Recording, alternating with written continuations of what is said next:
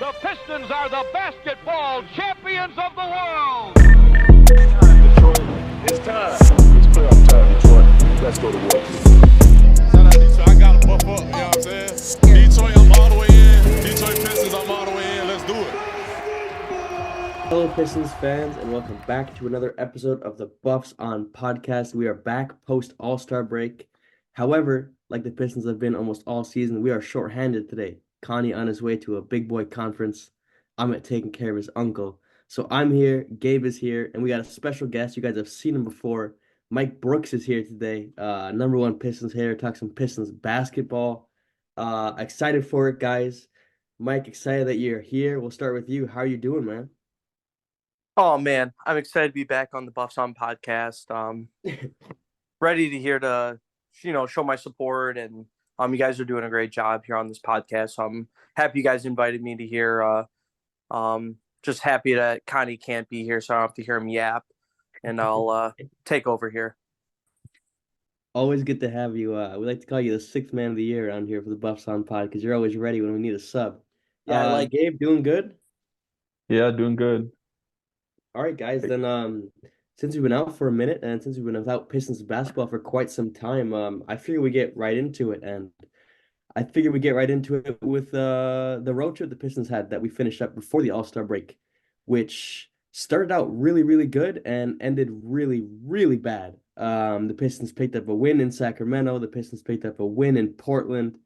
Played a really good game against the Clippers before losing to the Lakers in not the greatest fashion, and then getting absolutely embarrassed by the Phoenix Suns. Plenty of talking points in this one. I'm going to focus more on the bad losses there towards the end because they're more fresh in the mind rather than those two good wins, and I think that's where I'll start. And I think looking at it, sorry to go right into the negatives, but that game against Phoenix, man, upset a lot of Pistons fans going into the All-Star break. I think that's why we're starting here.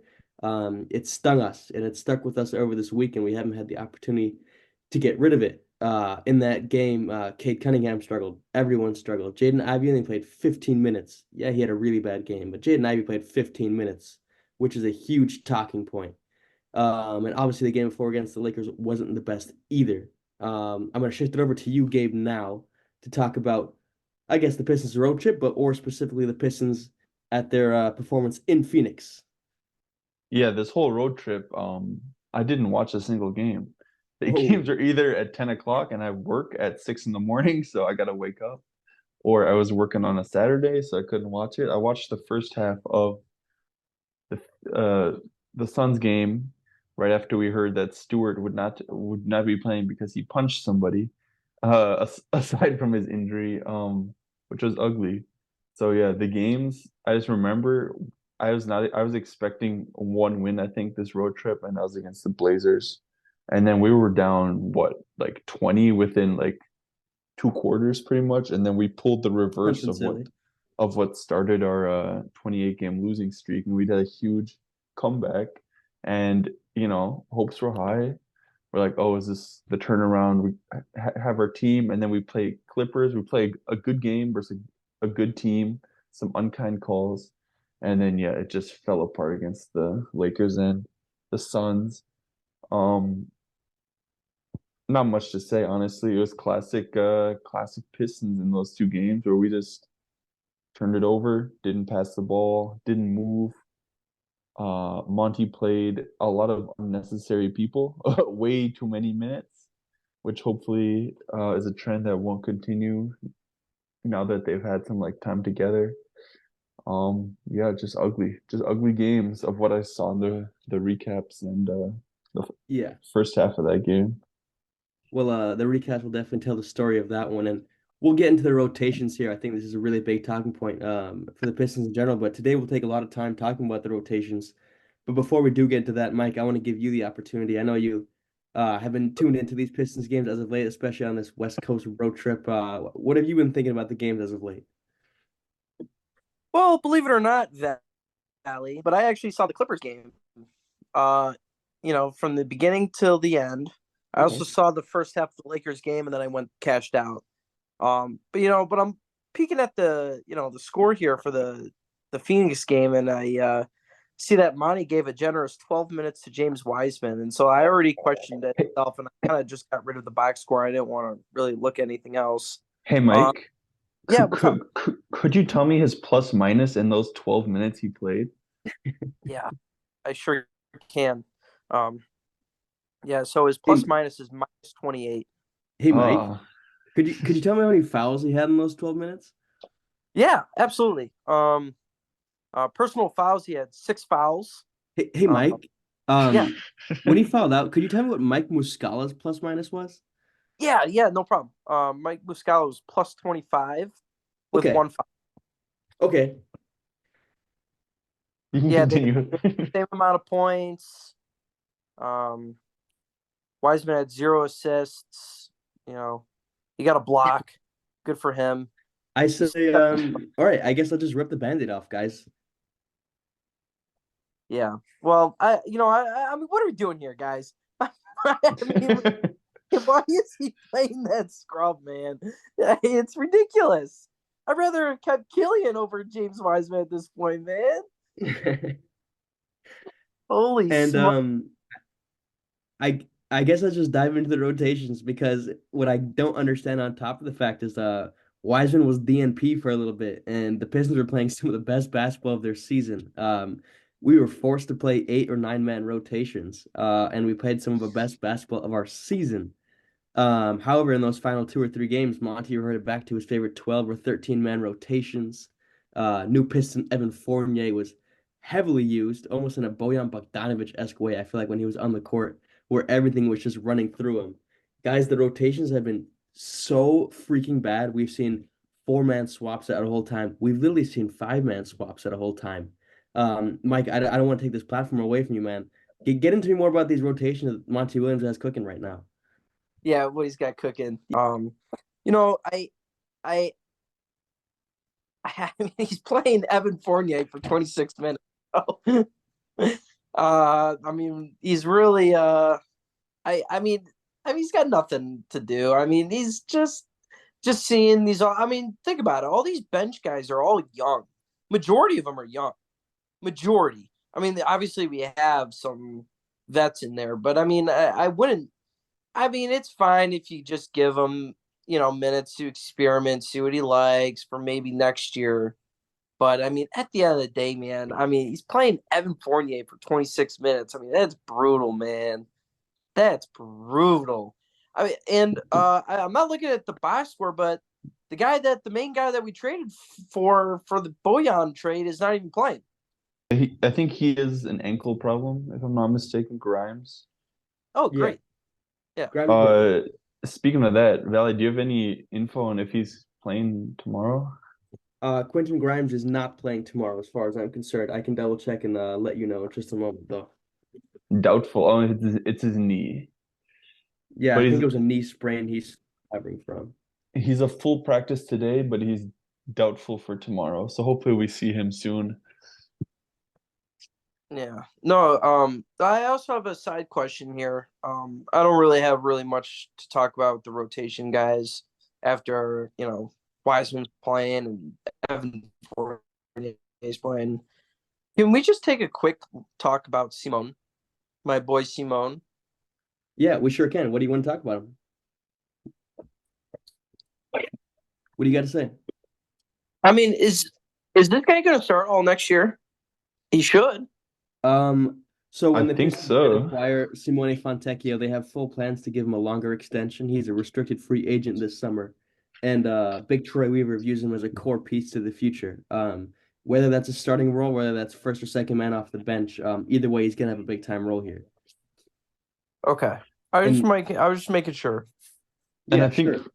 he's one of those players that excels with like good players around him because he's just like that type of like connecting piece shooter, and he low-key has some stuff off the dribble. He can drive. Hmm. And I think aside from him, Shake Milton has been all right. Like I wouldn't mind him as like the last guy off the bench for us. Troy Brown Jr. is also what we expected. He's a body, um, who I'd much rather see play than James Wiseman or Fournier. But the other guy who I think, I mean, aside from Jaden Ivey, who in that last game played bad, but before was just on an absolute heater from three, and he's just, he's kind of exploded onto the scene. But Asar Thompson, I thought he's been starting again since Yeah.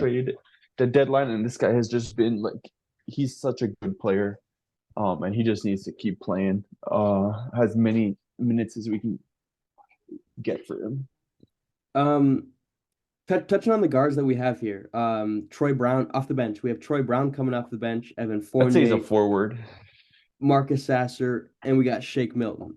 Either way, those four guys, realistically, only two of them are gonna be in a normal rotation, not a 13-man Monty Williams rotation.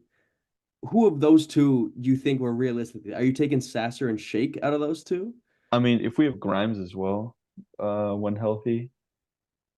Yeah. So So assuming we have Grimes, I'm just saying who are the two guards in the backup unit for you then?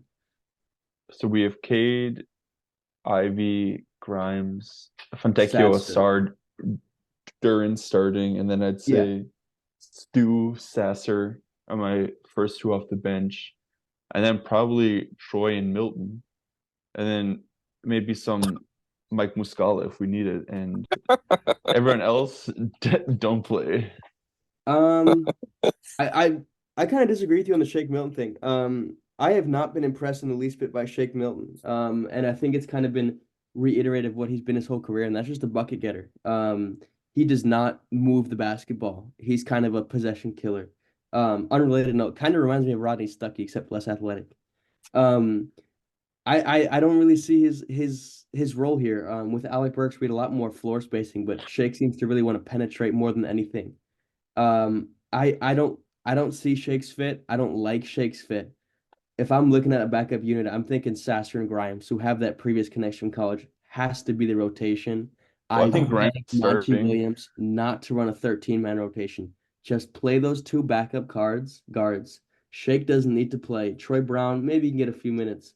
Fournier doesn't need to play. There's a reason he was a DNP for almost 2 years in New York. Malachi Flynn, I don't know. I'll say his name. He doesn't need to play either. I think we need to get a much clearer rotation, and I think it's got to be Sasser and Grimes. Yeah. Mike, I'm going to just ask you really quick. Who is your backup guard rotation then? I mean, is there a way I can pick neither and we just go heavy? You don't like anything about Size? Sasser? How come? You That's the only guy. That's the only guy I would let play. No one else this year is gonna You wouldn't play- be you wouldn't here play next Quentin year. Grimes? There's no way. You wouldn't play Quentin Grimes? I would pick Quentin Grimes over probably Sasser. So I'm wondering who the two guards are. Who's next to Grimes then? Do we have to? Just in your backup Pro- unit, realistically going forward.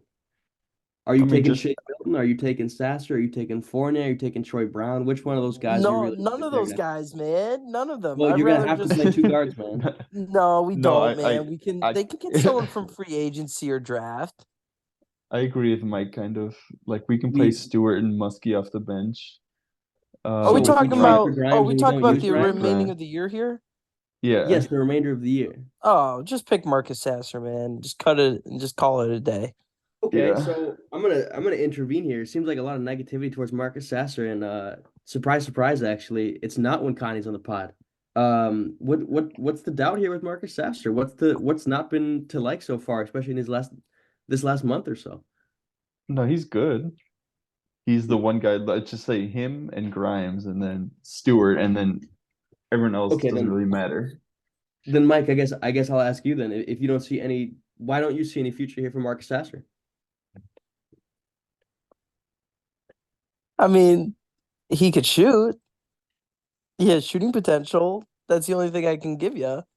I mean, does it? I know Does he turn the ball a lot? No, Not really. not really. He had a great game in Portland, 17 points, 11 assists. Jalen Duran, by the way, 27 and 22 that game. Just a monster.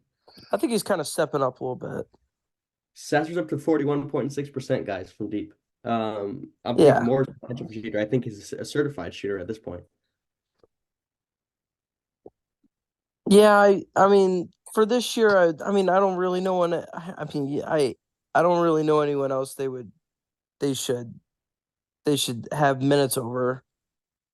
I mean we need So, shooting. so, I mean Sasser's by far the best shooter, I guarantee it. so are you saying I don't want to play Shake Milton? I don't want to play Troy Brown. I don't want to play Evan Fournier. Or are you No, giving them Yes. a rotation? none of those guys all those guys are hot garbage, man. All right, I'm inclined to agree with you. They're all hot garbage. Everyone except Monty Williams agrees with that. Yeah, And man. and and as a result of that, that's why we're seeing Ivy get like low 20s, less minutes. It's Uh, crazy. Really frustrating, especially when a report came out 2 hours before the recording of this podcast that Monty Williams wants Jaden Ivey to be more consistent to finish the season. Another funny thing I saw was when the reporter asked Monty Williams what he thought about the All-Star weekend, and Monty said, "Oh, it was great. JI and JD got to play with the greatest talent in the world." But then he said, "Oh wait, that's not true because Asar wasn't there." Kind of contradictory to the fact that Asar was starting until we decided to play Kevin Knox and Isaiah Livers over him. So I feel like Monty just got some figuring out to do. Starting to realize what he's saying and organize a rotation after that. Do you guys want to touch anything else on the rotation? Do you have anything else Yeah, to speak on over that? no, but I want to mention one thing. Do you All guys right. think Monte has always? I feel like Jaden Ivey and Monte Williams have never been on the same page. You know, since I day one. I think it's I'm not gonna lie, I think it's a possibility. However, Jaden Ivey and his brother recently spoke about this on a podcast, Jaden Ivey has never once rocked the boat or created any drama. The way his brother put it is Jaden Ivey believes there's that God has a plan for him and he follows it so strictly. Jaden Ivey is a guy who puts his head down, he works hard. When the worst player in the NBA, Killian Hayes, was starting over him, he didn't go and complain. Whereas I'm not gonna lie, I would have. Most players would have said, "What the hell? Why is this guy playing over me?" But Ivy's kept that head down and kept working. So no, I don't particularly think so, but I am interested to see what that long-term relationship will look like. Yeah, I'm curious too. I mean, I don't know what else his brother's gonna say. I don't think his brother's allowed to go in public and say, "Yeah, my brother's pissed off at Monte Williams," you know, Cade Stranger or does it, man. You'd be surprised. yeah, I mean that's true. I would be surprised, but I mean, maybe or Monte just doesn't feel his game, and Yeah, he's yeah. kind of Who going really with knows? that.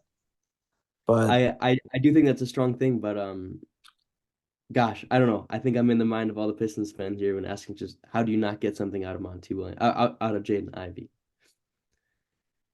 Um, shall we move on then to our expectations for post All-Star break? Yeah, sure. And I guess I'll start with I mean it's kind of related. Isaiah Stewart. Is he gonna Yeah, play let's again? get into Isaiah Stewart. Because I think as most fans know, he punched Drew Eubanks before the Phoenix game. And there's been no real report or like a video about it, so it's kind of strange. But he was arrested, he was booked, and he has a court date on Friday, the 23rd this month. Um, nothing from the NBA yet, nothing from the team. It's been extremely strange for like a police report. can we live Uh, stream this? yeah, yeah. Yeah, we should honestly. Is there any way we can live stream this Isaiah Stewart, court hearing? Maybe if it's in Arizona, I don't know if they have that law. But yeah, Uh, so I don't know if he's gonna play again this year, which would suck because you know what that means. It means some James Wiseman minutes. mm. Now we're talking.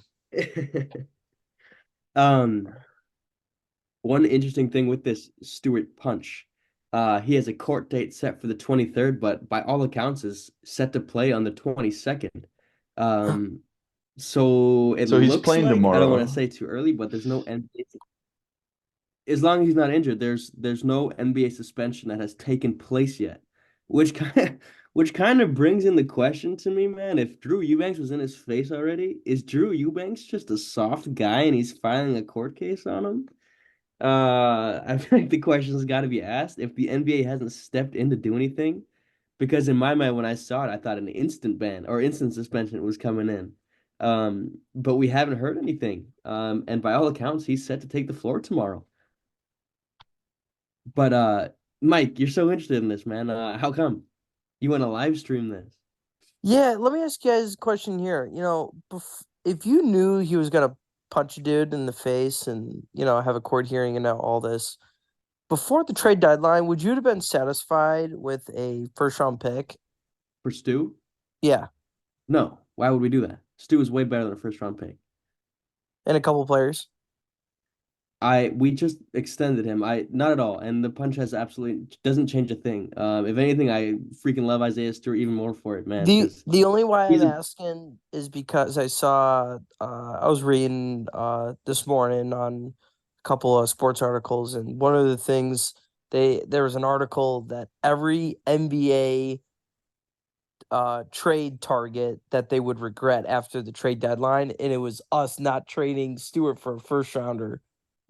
I haven't heard any rumblings of that. No, it's just like an opinion based Oh I strongly disagree on that. I think from an he's a NBA reporter. It was like an opinion base, and I thought that was a little outrageous.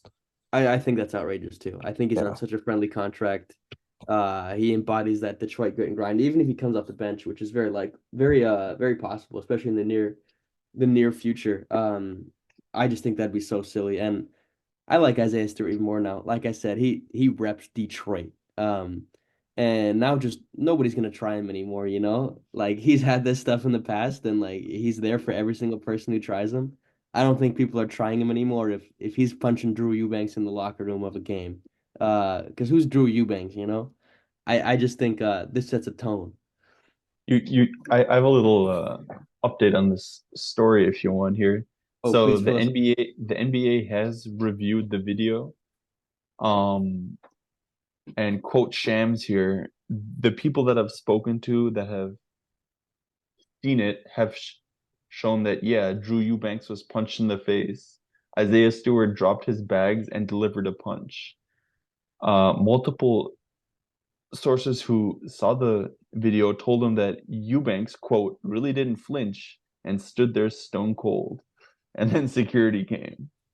And the league is going to wait until after the court date to decide on any discipline. Wow, so maybe we get Stu for one game and then the suspension comes, huh? Mm, Sounds like a suspension's coming. yeah, for sure. I feel like that's got to be expected, no? Yeah, interesting. Interesting. He can be our Draymond. He could be our Draymond.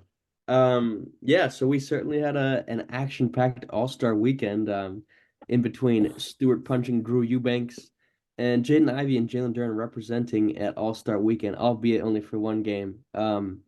This was partially the only All-Star event I watched, and I actually missed Duren and Ivy, so I didn't even watch him. I missed them, and I despise All-Star weekend nowadays, guys.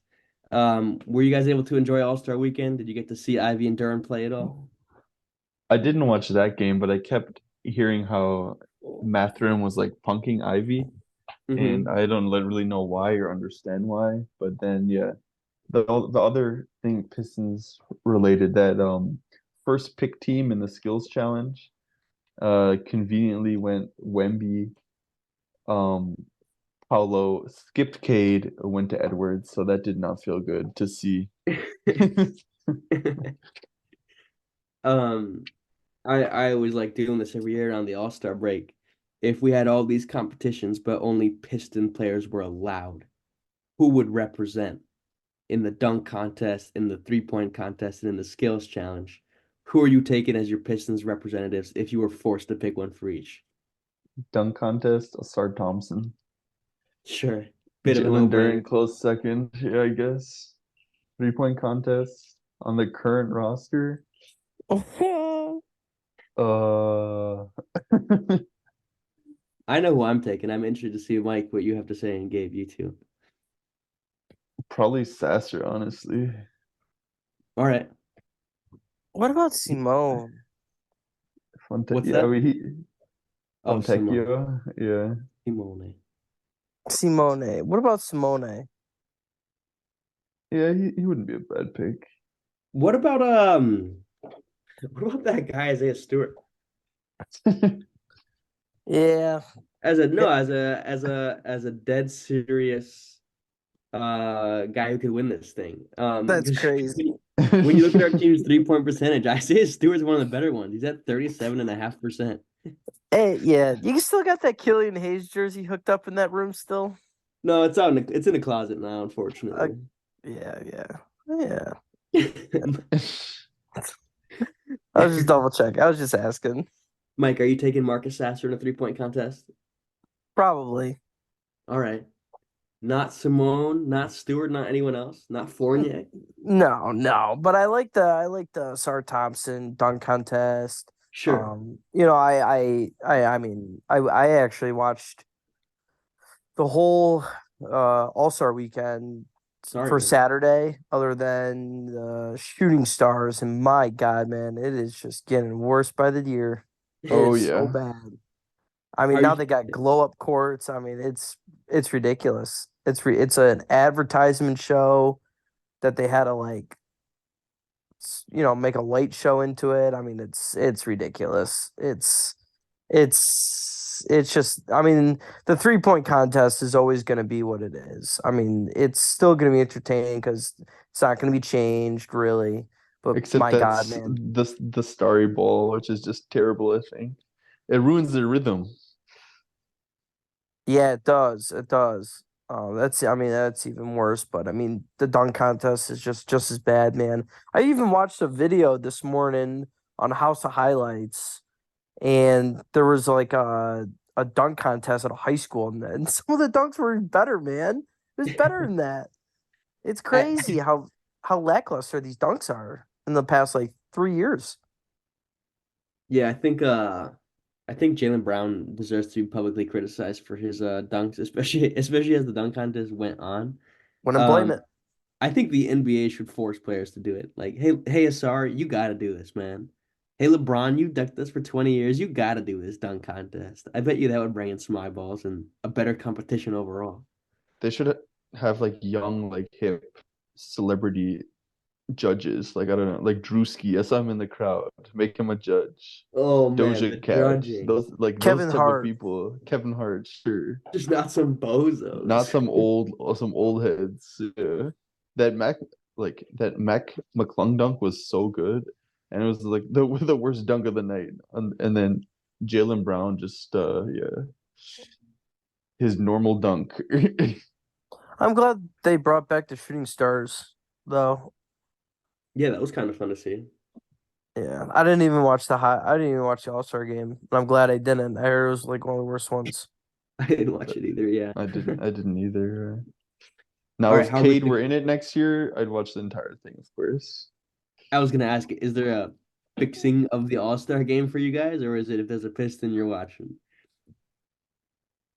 I think Uh, I've heard the starters talk about this. Let Drake put like $1 million on the game per player if you win, right? Then they'll play. Hmm. if I knew, you know, say Cade makes the All Star game, in the next year or two, and he's in. I mean, if he's coming in a reserve, and I know he's getting like 5-10 minutes, I probably won't watch it. But if I know he's getting minutes, if I know he's getting minutes, like 15 plus, I'll probably watch the whole thing. I agree, yeah. Um, well then, this is the official halfway point of the season, even though it's always way past it. We've had a forgettable first half of the season, but hopefully we can create a not forgettable second half of the season. Um, Guys, before we get into it, I just want to drop two little things we got from the Pistons in the last hour. Monty Williams said the team will be playing to win down the stretch, and Monty said, That's I'm not going to be crazy. throwing certain combinations on the floor just to see how they look. We're done with that. We'll be competing. So interesting to see if we'll do a 12-man rotation on our first game back. I think that'd be hilarious. And then just some roster news. The Pistons have waived Malcolm Casalon, in case anybody was interested. Wow. Really? Really? Yeah, we waived Malcolm Casalon. Which kind of brings me into the final question of this podcast as we tail into this thing. The expectations for the second half of the season. What are your realistic expectations? Follow up to that. What would be a successful finish to the season for you? Gabe, let's start with you.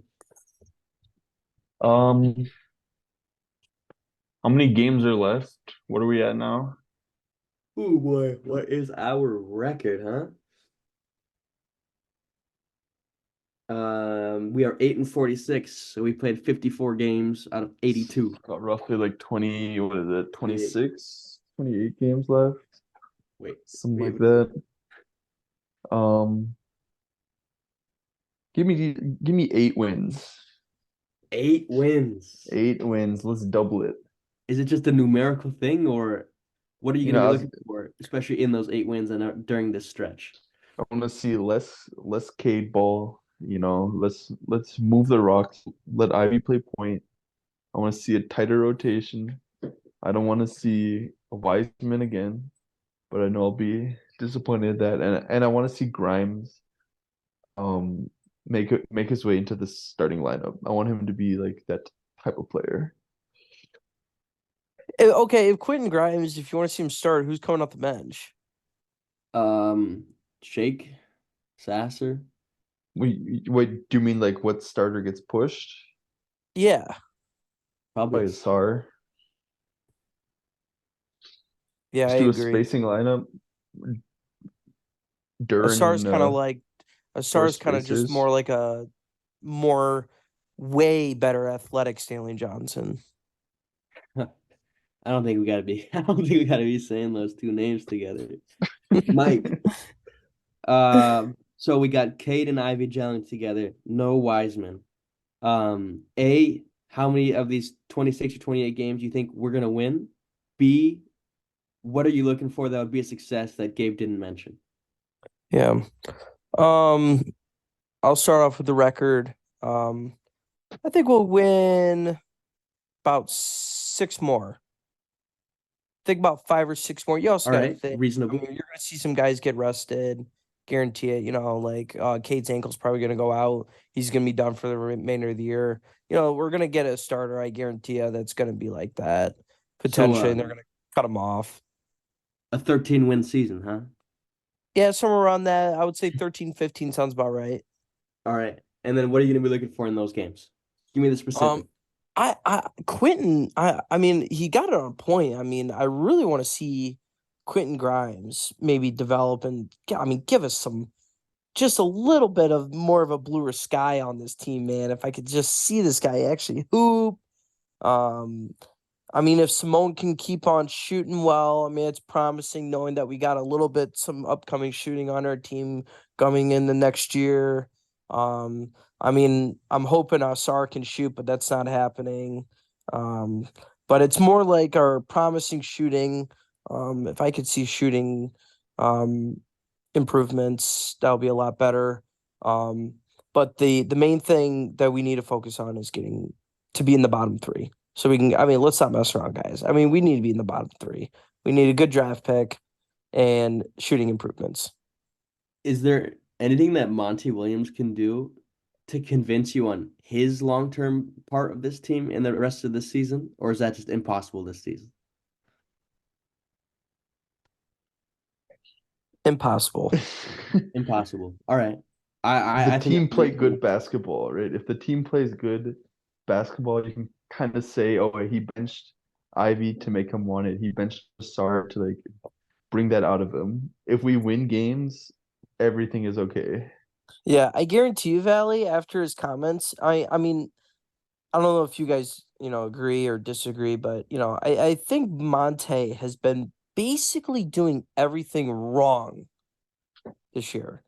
And the fact that he told you we're going to start competing, I I mean, we can make any bets you guys want. I mean, we can do any bets. It doesn't matter.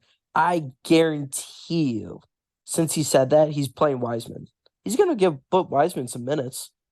Oh boy. I guarantee it. And I'm willing to bet he's going at least 10 deep Yeah, tomorrow I night. agree. I agree.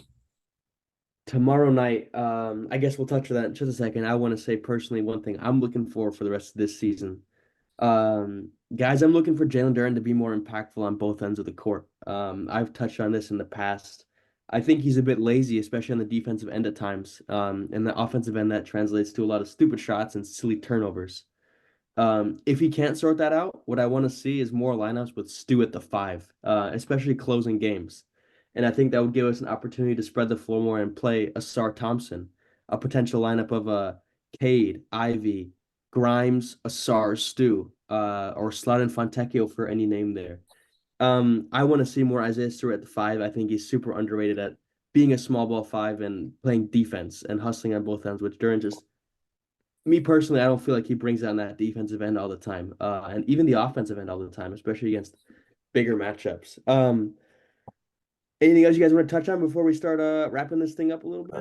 Does no, I think you covered it all, and we're looking. Hopefully, we can finish the season strong. Hope so. My mind's blanking a bit. I definitely had something to say. But guys, Pistons got a pretty busy week this week. We host the Pacers tomorrow night. That's what I want to talk about. Did you guys see Tyrese Halliburton's interview where he takes it personal against the Pistons every time because we drafted Killian Hayes over him? Yeah, I Yep. did see that. I mean, yeah, I Yeah, wouldn't that was blame pretty him. good. So the Pistons will host the Pacers tomorrow before traveling to Orlando to face the Magic. And those are the only 2 games this week, but I do want to mention that on Monday, February 26th, I guess that will still be within this week. Guys, we play the New York Knicks. We'll see Bojan Yeah. Bogdanovic, and we will see Alec Burks. The following night, we see the Chicago Bulls. So taking in those 4 games, the Pacers, the Magic, the Knicks, and the Bulls. A lot of Eastern Conference matchups. 4 games. How many of those are we winning? Really 1 and quick. 3. Mike goes 1 and 3. Gabe? Let me go 2-2. Yeah. Hey. And I'll go 3 and 1. Guys, we all predicted wins. Who are we beating? Yeah.